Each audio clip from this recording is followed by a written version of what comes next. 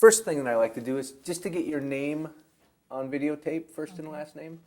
Rose Fujinari, And what was your maiden name? Yatagai. You were born in Seattle. Mm-hmm. What was your dad like? Now you said he worked. Grand Union Laundry. It was owned by 3 Japanese, and he was a delivery man for them. Oh, really? All through Seattle? Yeah, until the war, up until 1941. I've got to adjust one thing here.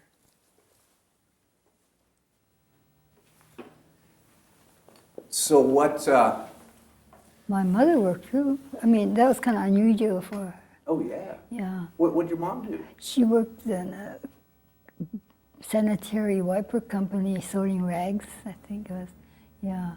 She worked all the time. We were going to high school, and she was still working when we were evacuated. So I thought, most of the Issei's women didn't go outside of the home unless they had a little grocery store business of their own.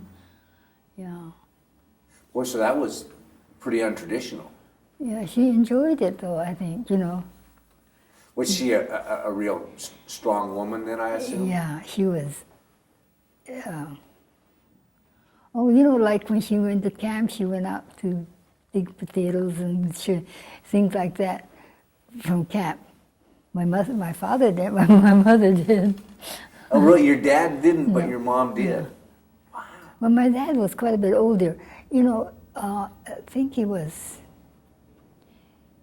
born in 1885, and my mother was born in 1897, so that makes... So there's 12 years difference, yeah. I remember she was real peppy when war started. She was full of vim and vinegar, so she just wanted to go out and make some money, I guess.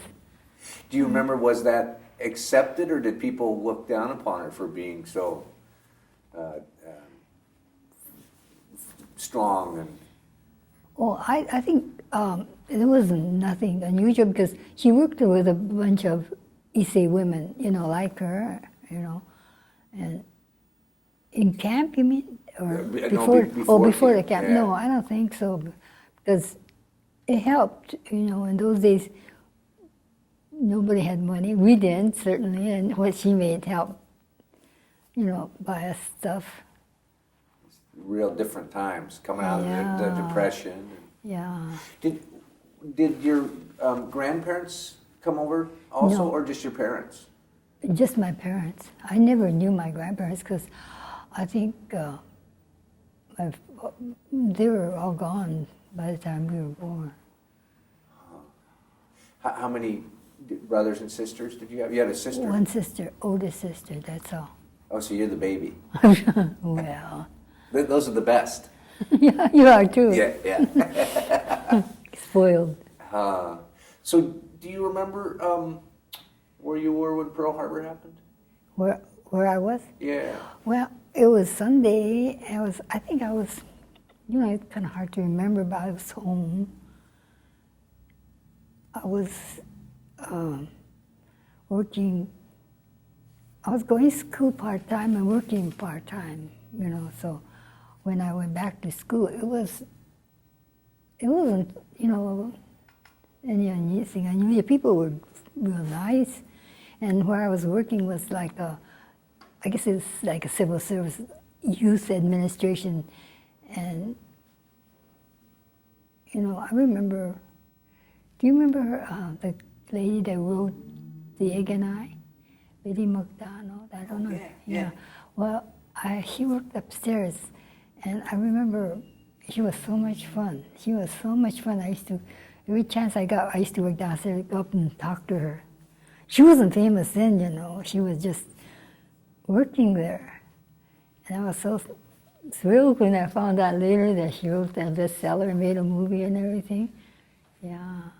And you just found her interesting. Oh, yeah, she was a ball of fire, always kidding and laughing and everything.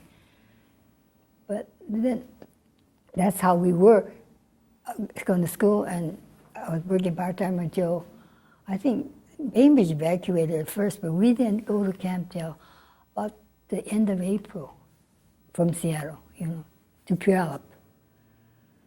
To, I was Camp Pleasant, is that what Happy, I can't remember what they called it now, they had some name for it that wasn't... Camp Harmony. Harmony, that's right, yeah, yeah.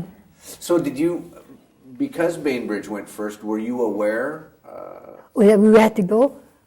Yeah, we got, everybody was talking about it.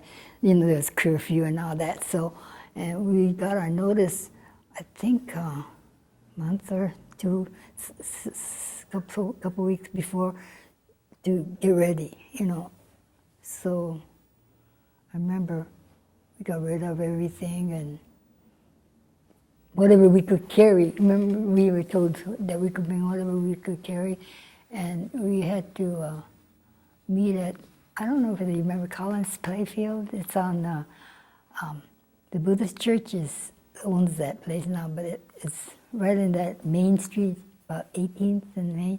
We gathered there for the bus to go to camp. I remember my mother thought we wouldn't be eating, so she cooked chicken and everything, and we brought it with us. That's what I was going to ask. Do you remember what you... So your mom thought you wouldn't eat, so she fixed... Right away, those rice balls and chicken, and we brought... She had I don't know how she found time to do all that, Get ready. Parents are amazing. Yeah. We stayed in Puyallup until September, I think it was, of 42. Then we went to Idaho.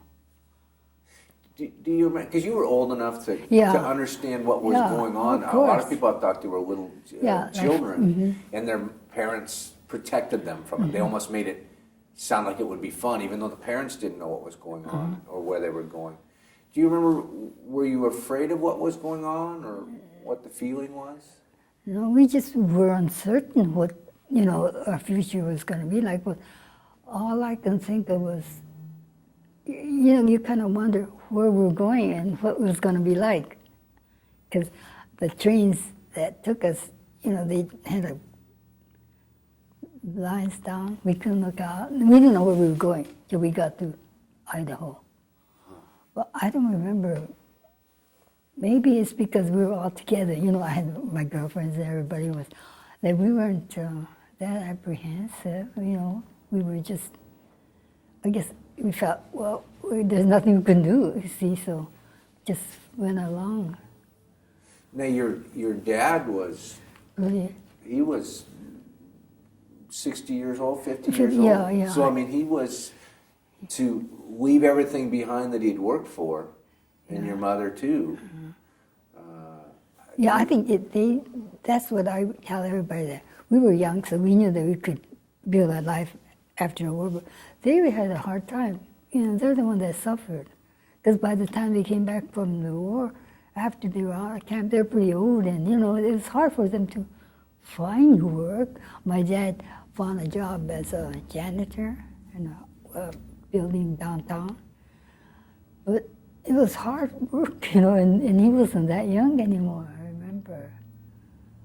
He worked nights, one of those that you go about 7, 8 o'clock, come home in the morning. Well, that had to be, and again, as I've talked to people, just devastating for the parents. The parents, yeah, because they weren't young. My mother went back to work right away, too. And between the both of them. See, I wasn't in Seattle then. They went back in 45, I think the camp closed. And I was in Chicago with my sister.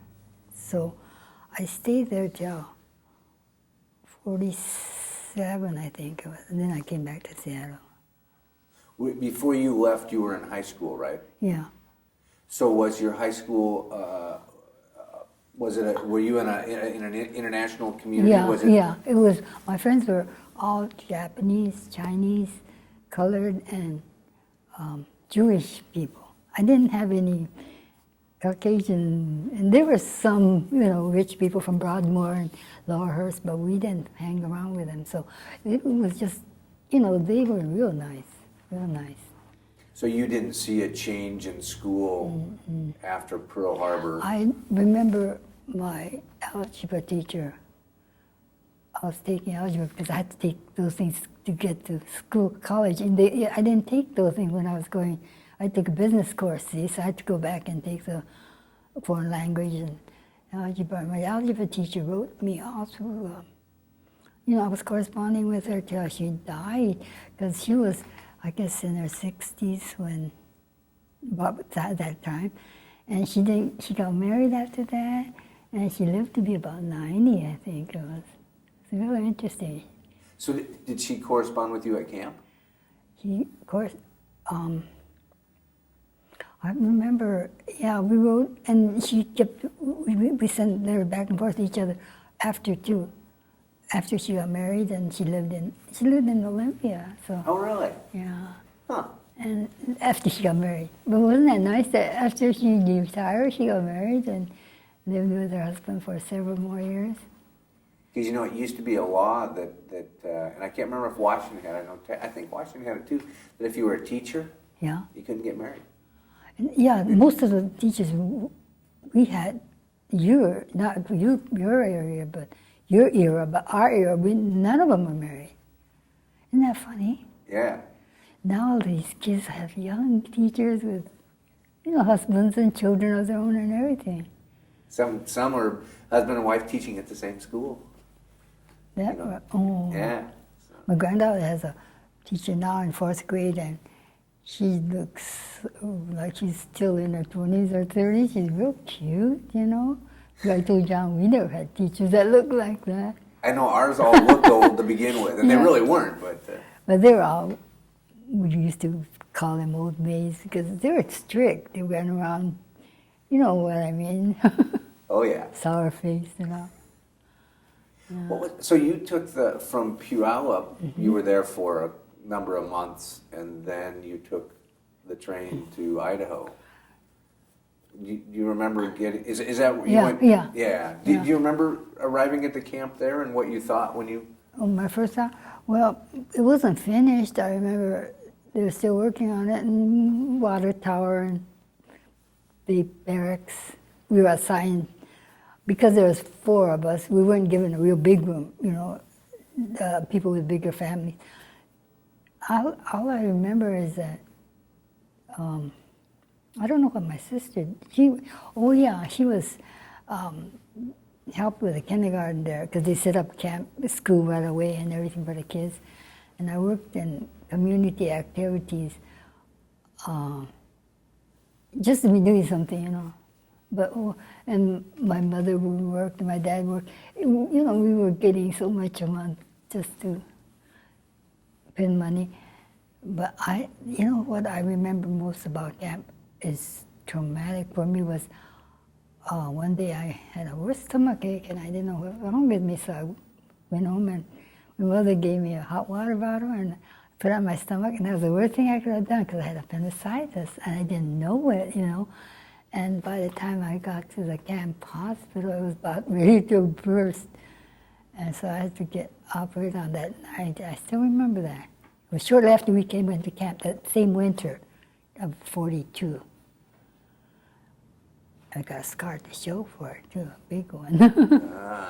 Yeah.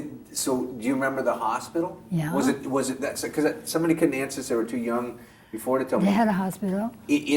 Within the compound. They had a theater, canteen-like thing. They sold, if people had money, they could buy candy bars, ice cream and things. And they had a hospital. It was a makeshift one, I remember the doctor that operated on me, I even remember his name. His name was Dr. Nair. And I remember waking up and hurting so much. I just, the pain. Maybe they didn't have enough painkillers or something. But I came out of it alive, which is something. Because it was really, this is what, that was the worst thing I could have done was put a hot water bottle on. I didn't know that, Yeah, you were real lucky. Yeah. It's interesting, the little things that you remember. I remember. Because you remember his name, Dr. Nair. Yeah. I remember that. He operated on me. Now, it's because you talked about being a family of 4, so you got a small room. Well, yeah. Tell me, what was your house like in Seattle compared to, because this is some of what the history books leave out, is they don't talk about what people left behind. Well, we didn't have that much money, so we just had we were renting a place in the center area, and all we had was a living room, a kitchen, and 2 bedrooms. And I shared my bedroom with my sister, see? And so in camp, we shared well, everybody was in one big room, yeah. But see, we didn't cook or anything because the mess hall was there. And then no bathroom, of course, you had to go outside for a bathroom and wash and everything like that. I guess that was the hardest part was maybe we were lucky we were young because we didn't have to get up in the middle of the night or anything like that. It must have been hard on the older people. Both extremes, yeah, because the little people and the older people, because I talked to kids. Yeah, because not only being far away, but thinking of being 4 or 5 years old in the middle of the night, having to get up and go out where it's dark and go. It was kind of far. See, you had to go. It was centrally located, but our barrack was. Oh yeah, my sister went out to Spokane first, so we were given a smaller place to stay, because 3 of us. Then after I left, they stayed there because it was just enough for like a double bed, yeah. But maybe you probably were told this, but they, made tables and stuff like that, chairs and things, and people kind of try to pretty their place up so it'd be livable, That's I've seen and heard pictures. people, talk about that because I've seen pictures of what both the Idaho camps and California camp looked like in the beginning, and then there was one. Mrs. Watanabe was in yesterday and showed where somebody had built this beautiful garden, but you saw how it started out as this desert, and they had really worked to, again, like you said, to try to make something out of home, out of the tragedy. And then they grew vegetables, people. The what? The vegetables, Oh. people that grew them. Did they grow them inside the? Yeah, wherever there was land available. I don't know, I didn't stay in camp that long, so afterwards they started, they had a lot of things going on. I guess the kids, they went to school, they used to have a beauty contest and all that. Dances. Oh, really? So. When the volunteers from camp, Japanese volunteers, they came back for leave from Mississippi, or Camp Shawi, and we used to have USO. They used to come USO dances for the, soldiers before they left. I remember that. So there was still romance in the camps. Yeah.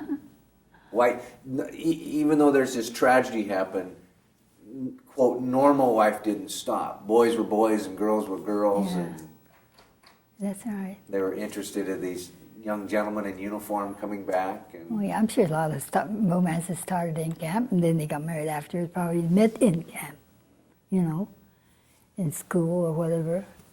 did you go to some of the dances, to the UFO dances? Yeah, we worked for community activities, so we make sandwiches and stuff to drink, and just it's kind of just to keep, it was something for the boys to do before they came to see the family before they went overseas. See, so I didn't know my husband or anything like that then because he was in Colorado, so it's funny. Did they have bands at the dances, or was it recorded music? I recorded music. I remember jitterbugs and things like that. That era, the dance there. Do you remember any of the songs? Is there a song? Oh yeah, a lot of songs. All those old songs. They used to sing White Cliffs of Dover and Patty Page songs, and that's why I like to hear those olden songs because it's kind of interesting.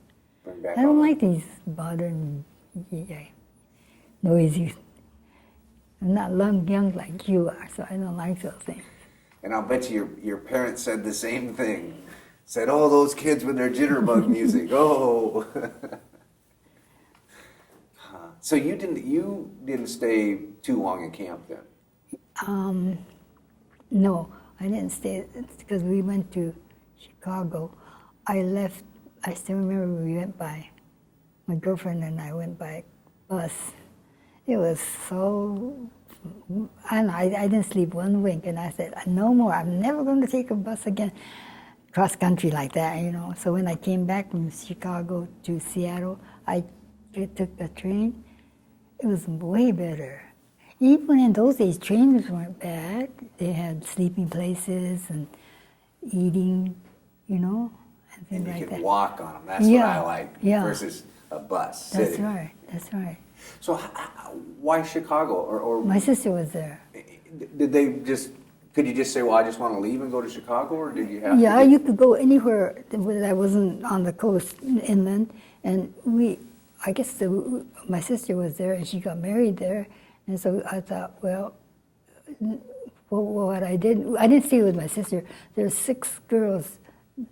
We stayed, in an apartment together. Imagine 6 girls. I don't know how we got along.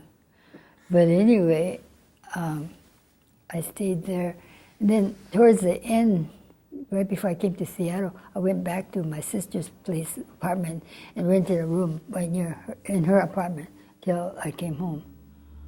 I know why, because there were 3 sisters with us, and their parents were coming to live with them, so there won't be enough room, so I moved out.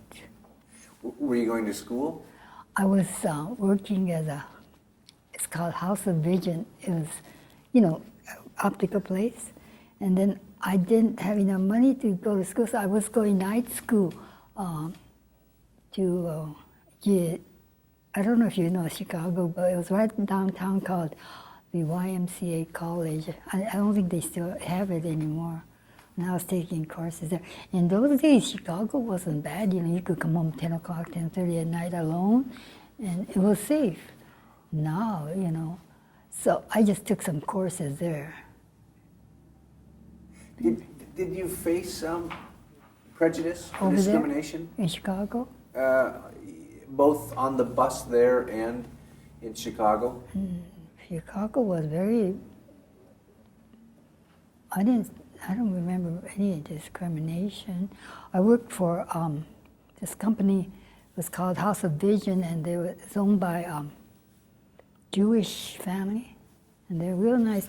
And my immediate boss wasn't Jewish, but you know what? They used to make contact lenses, and that was the beginning of contact lenses. Nobody even heard of it.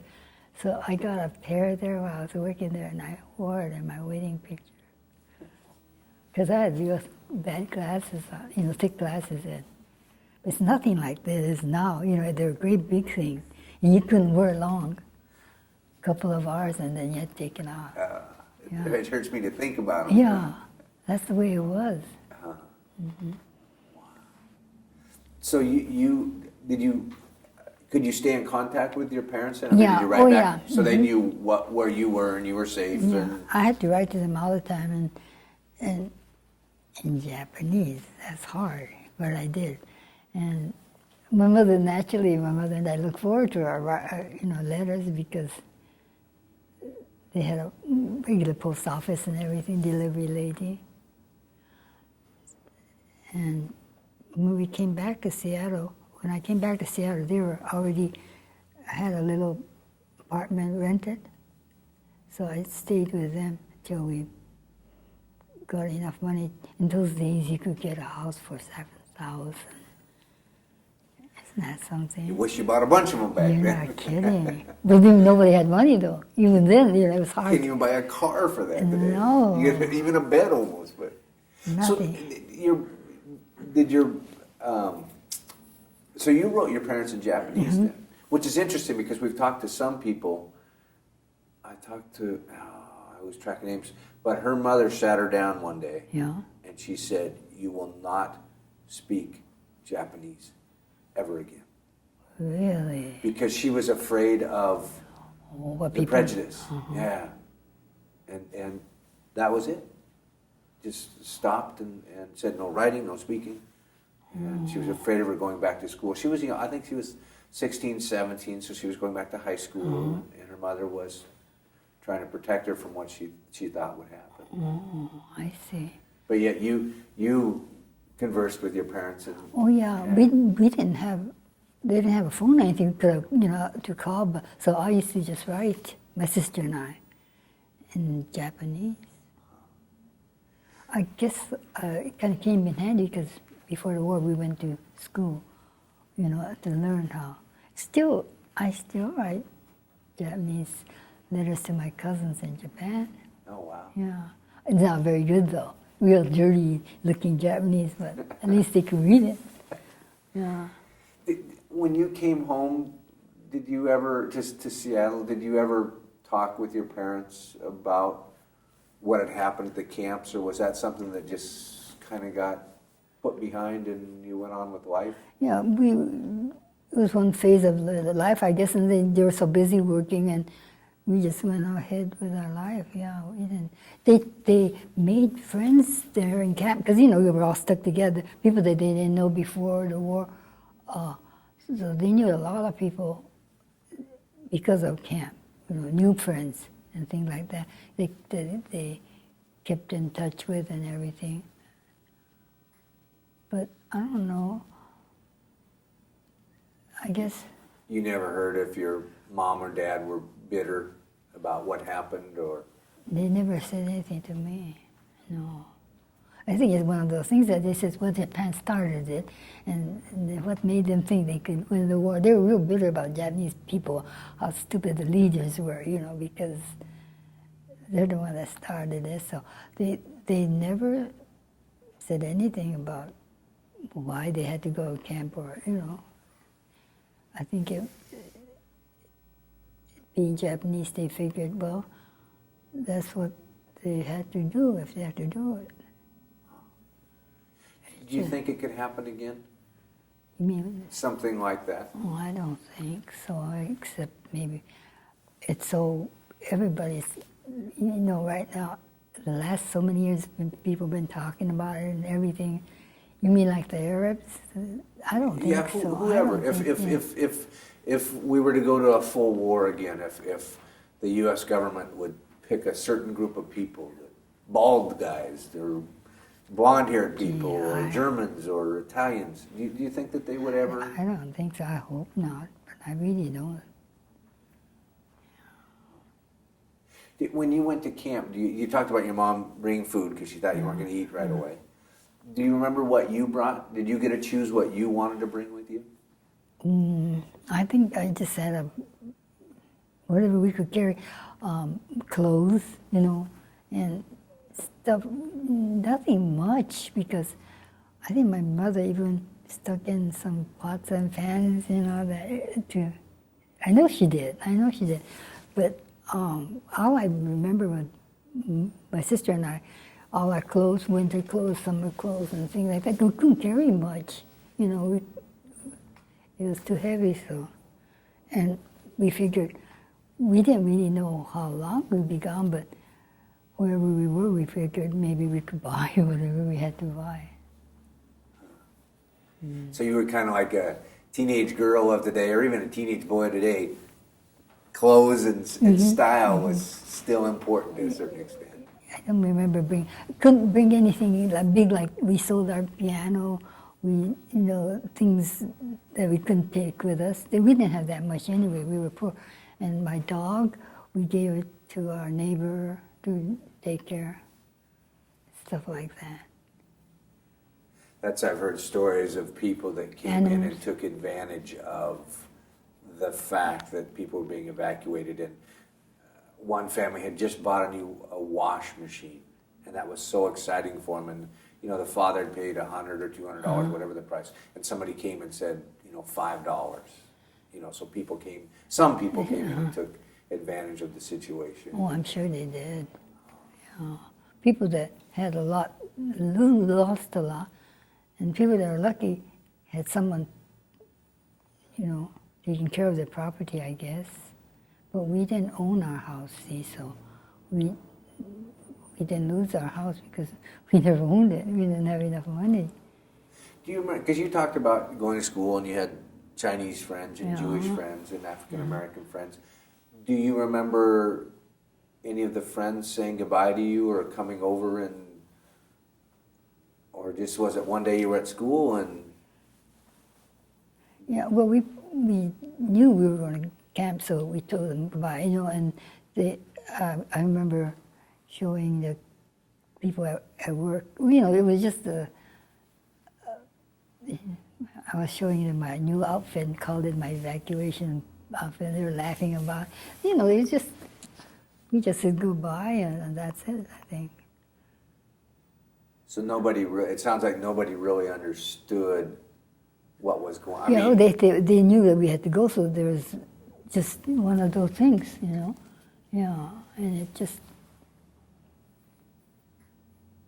I don't know about, maybe Bainbridge was different because they were close-knit, but Seattle was so big and spread out, and some people went to different schools in different areas, and we staggered the evacuation too. Certain times, we were giving time and date and place to meet. Because Camp Harmony had 4 areas, A, B, C, and D, and we couldn't see each other in different areas unless we got a pass to go there, Do you remember, I've heard the people from Bainbridge talking about having a tag. Yeah. Do you remember having yeah, everybody had a tag. Wow. Dog tag. They said it had the family number on it and then it might have some other information. Wow. Have your children, are your children aware that you were in the camps? Have they ever asked? Or? Oh, they know. I mean, I'm sure maybe, I don't know if they learned it at school, but, we talked some about it. And more is coming out now, but then when all this came out, I don't know. I guess to them they think it's a long ago thing that will never happen again, I hope not. My granddaughter is aware of things because she asks us, and especially my husband, questions, Oh, she does? Yeah. Oh, that's good. And she wrote an essay called He Met the Challenge, and he wrote about evacuation and how he went to camp and how they went to Colorado and how they weren't along the way people didn't want to sell them food or drink because they were Japanese, from California to Colorado, and how he got education after the war, and he inspired me. So I thought that was so cute, Yeah, you see, he's 10 now, so he understands a lot of things, I think. Memorial Day and things like that. Well, that's good she's asking because some of this has been left out of the history books. Oh, yeah. It's starting to be taught now, but a lot of it wasn't taught. I think that the American government felt embarrassed by it. A lot of Japanese people that were evacuated didn't want to talk about it for whatever reasons, and then it was getting lost from history. And it's a sad part of history, but I think that it's important that we understand it for 2 reasons. I think that one, so it's not forgotten, so people understand what families went through, but also in hopes that it won't be repeated. Yeah, I know. Because unfortunately, it's interesting because we started this project about 4 years ago, so I always ask, could it happen again? Well, before 9/11, I got a set of answers, and after what happened back east, different, because there was some people saying, "Oh, we need to round up anybody that looks, and it was Arab Americans. Yeah, can't do it. anybody that even looked like they were from that area, you know. Well, no, I'm sorry, but that gentleman was from India, you know. It's like they just randomly went out and harassed businesses, and so. Well, thank you very much. I got you tied down there. Let me get you on mic. See you.